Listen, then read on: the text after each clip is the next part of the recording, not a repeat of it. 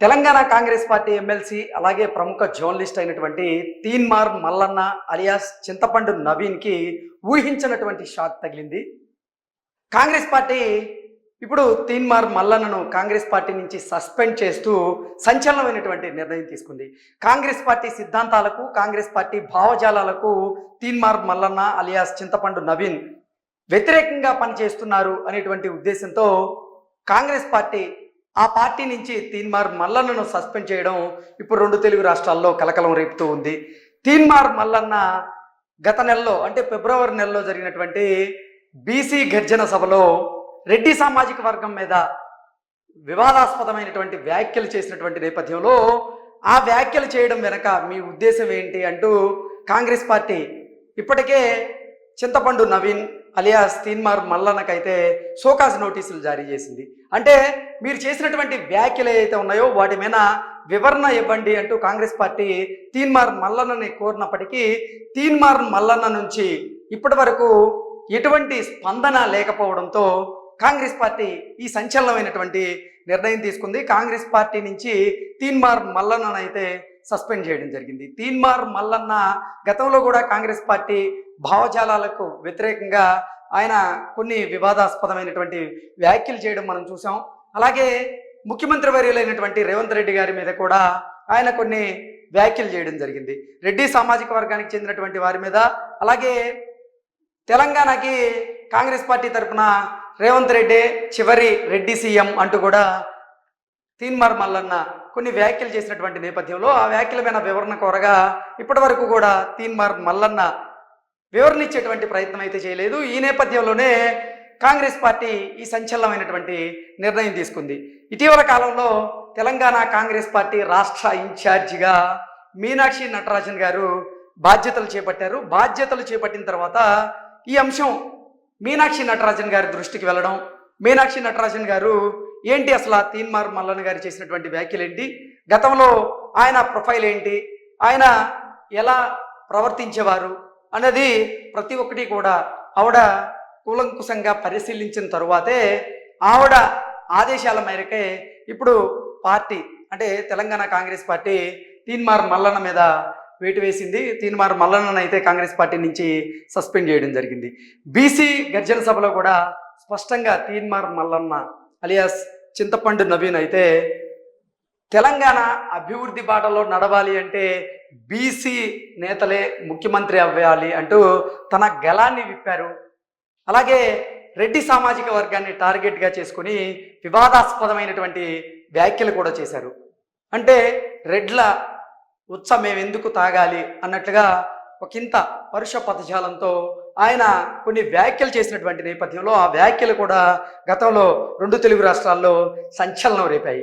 అయితే ఆ వ్యాఖ్యల మీదే అసలు మీరు ఏ సందర్భంలో ఆ వ్యాఖ్యలు చేయాల్సి వచ్చింది అనే దాని మీద వివరణ ఇవ్వండి అంటూ కాంగ్రెస్ పార్టీ కోరినప్పటికీ అంటే కాంగ్రెస్ పార్టీ తీన్మార్ మల్లన్నకి ఫిబ్రవరి 5వ తేదీన షోకాజ్ నోటీసులు జారీ చేయడం జరిగింది.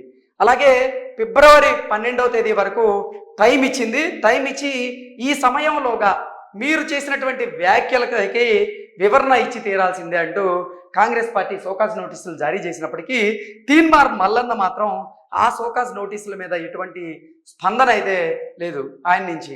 కాబట్టే ఇప్పుడు కాంగ్రెస్ పార్టీ ఈ నిర్ణయం అయితే తీసుకుంది.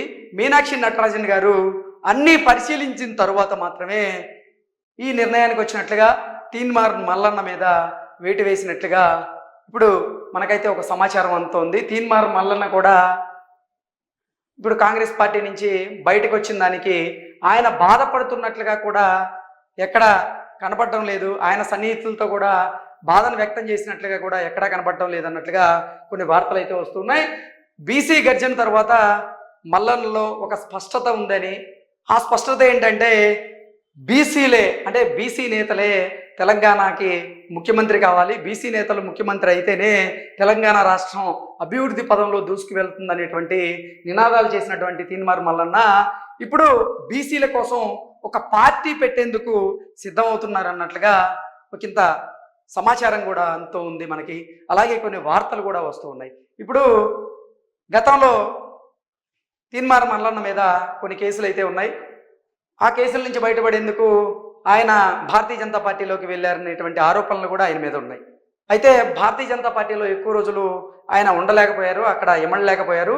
భారతీయ జనతా పార్టీలో వర్గ పోరుకి ఆయన తట్టుకోలేక బయటకు వచ్చారంటూ కూడా కొంతమంది అభిప్రాయాన్ని అయితే వ్యక్తం చేస్తూ ఉంటారు. అయితే భారతీయ జనతా పార్టీ నుంచి ఆయన విభేదించి బయటకు వచ్చిన తర్వాత కాంగ్రెస్ పార్టీలో చేరారు. కాంగ్రెస్ పార్టీలో చేరిన తర్వాత కూడా కాంగ్రెస్ పార్టీ భావజాలాలకు, కాంగ్రెస్ పార్టీ సిద్ధాంతాలకు వ్యతిరేకంగా ఈయన కొన్ని వ్యాఖ్యలు చేయడం జరిగింది. ఈ వ్యాఖ్యల నేపథ్యంలోనే అంటే కాంగ్రెస్ పార్టీలో ఉన్నటువంటి కొంతమంది నేతలే తీన్మార్ మల్లన్న మీద తీవ్రమైనటువంటి విమర్శలు అయితే చేశారు. అంటే తీన్మార్ మల్లన్న చేసినటువంటి వ్యాఖ్యలు ఏవైతే ఉన్నాయో వాటి మీద భిన్నాభిప్రాయాలు కూడా వ్యక్తమయ్యాయి గతంలో. అంటే తీన్మార్ మల్లన్న కాంగ్రెస్ పార్టీలో ఉండి ఒక సామాజిక వర్గాన్ని టార్గెట్గా చేసుకొని వ్యాఖ్యలు చేస్తున్నారంటూ ఆయన కొంతమంది విమర్శలు చేస్తే, కొంతమంది మాత్రం తీన్మార్ మల్లన్న వ్యాఖ్యలకి మద్దతు తెలుపుతూ కొంతమంది కమెంట్లు చేశారు. అయితే ఇప్పుడు కాంగ్రెస్ పార్టీ తీసుకున్నటువంటి ఈ సంచలనమైనటువంటి నిర్ణయం ఏదైతే ఉందో దీని మీద కూడా భిన్నాభిప్రాయాలు అయితే వ్యక్తమవుతూ ఉన్నాయి. తీన్మార్ మల్లన్న చేసినటువంటి వ్యాఖ్యలు సరైనవి కాదు కాబట్టి కాంగ్రెస్ పార్టీ క్రమశిక్షణ చర్యలు తీసుకుంది తీన్మార్ మల్లన్న మీద అంటూ కొంతమంది అభిప్రాయాన్ని వ్యక్తం చేస్తూ ఉంటే, మరికొంతమంది మాత్రం తీన్మార్ మల్లన్నకి కాంగ్రెస్ పార్టీలో అన్యాయం జరిగింది అన్న ఉద్దేశంతో కొంతమంది కమెంట్లు చేస్తూ ఉన్నారు. ఏది ఏమైనప్పటికీ కాంగ్రెస్ పార్టీ మాత్రం తీన్మార్ మల్లన్న మీద క్రమశిక్షణ చర్యలు తీసుకోవడం ఇప్పుడు 2 తెలుగు రాష్ట్రాల్లో సంచలనంగా అయితే మారింది. తీన్మార్ మల్లన్న వ్యవహార శైలి మారాలి, లేకపోతే రాజకీయాల్లో తాను రాణించడం కష్టం అంటూ కూడా కొంతమంది అయితే అతనికి సలహాలు సూచనలు ఇచ్చేటువంటి ప్రయత్నం కూడా చేస్తూ ఉన్నారు. అయితే తీన్మార్ మల్లన్న మాత్రం చాలా స్పష్టంగా తాను అనుకున్నది చేసి తీరుతూ ఉంటాడు. తాను మనసులో ఏదైతే అనుకుంటాడో అది కుండబద్దలు కొడుతూ బయటికి చెప్పేటువంటి ఒక జర్నలిస్ట్గా ఆయనకైతే మంచి పేరు ఉంది. అంటే సమాజంలో జరిగేటువంటి పరిణామాలు ఏవైతే ఉన్నాయో, అంటే చెడు, ఇప్పుడు ప్రభుత్వ పాలన ఎలా ఉంది, ప్రభుత్వ పాలన మీద, అలాగే ప్రభుత్వంలో ఉన్నటువంటి లోటుపాట్లను కూడా ఆయన మీడియా ముఖంగా బయటికి తీసుకొచ్చి మాట్లాడుతూ ఉంటారు. ఈ నేపథ్యంలోనే ఆయన మీద కొన్ని విమర్శలు అయితే ఎక్కువగా వస్తూ ఉంటాయి. అయితే తీన్మార్ మల్లన్న ఇప్పుడు బీసీల కోసమే, బీసీలకి రాజ్యాధికారం ఉండాలి అనేటువంటి ఉద్దేశంతోనే బీసీల కోసం ఒక పార్టీని స్థాపించబోతున్నట్లుగా, ఒక పార్టీని ప్రారంభించబోతున్నట్లుగా, ఆ పార్టీ తరపున రానున్నటువంటి ఎన్నికల కోసం ఆయన అన్నీ సన్నద్ధం చేసుకోబోతున్నట్లుగా ఒక ఇంత సమాచారం అయితే మనకి అంతూ ఉంది. తీన్మార్ మల్లన్న మీద ఊహించనటువంటి వేటు వేసింది కాంగ్రెస్ పార్టీ. మీనాక్షి నటరాజన్ గారు బాధ్యతలు చేపట్టిన అనతి కాలంలోనే తీన్మార్ మల్లన్న మీద వేటు పడడం నిజంగా 2 తెలుగు రాష్ట్రాల్లో చర్చనీయాంశంగా అయితే మారింది. తీన్మార్ మల్లన్న ఆలోచనలు ఏ రకంగా ఉన్నాయి, తీన్మార్ మల్లన్న నెక్స్ట్ స్టెప్ ఏంటి, దీని మీద ఏ రకంగా స్పందిస్తారు, అంటే కాంగ్రెస్ పార్టీ తీసుకున్నటువంటి ఈ నిర్ణయం ఏదైతే ఉందో దాన్ని తీన్మార్ మల్లన్న స్వాగతిస్తారా లేదా వ్యతిరేకిస్తారా? ఒకవేళ వ్యతిరేకిస్తే తీన్మార్ మల్లన్న కాంగ్రెస్ పార్టీ మీద ఎటువంటి కమెంట్స్ చేయబోతున్నారనేది సర్వత్రా ఉత్కంఠగా అయితే మారింది. దాని మీద ఒక స్పష్టత రావాలి అంటే మాత్రం మనం మరికొద్ది రోజులు వేచి చూడక అయితే తప్పదు.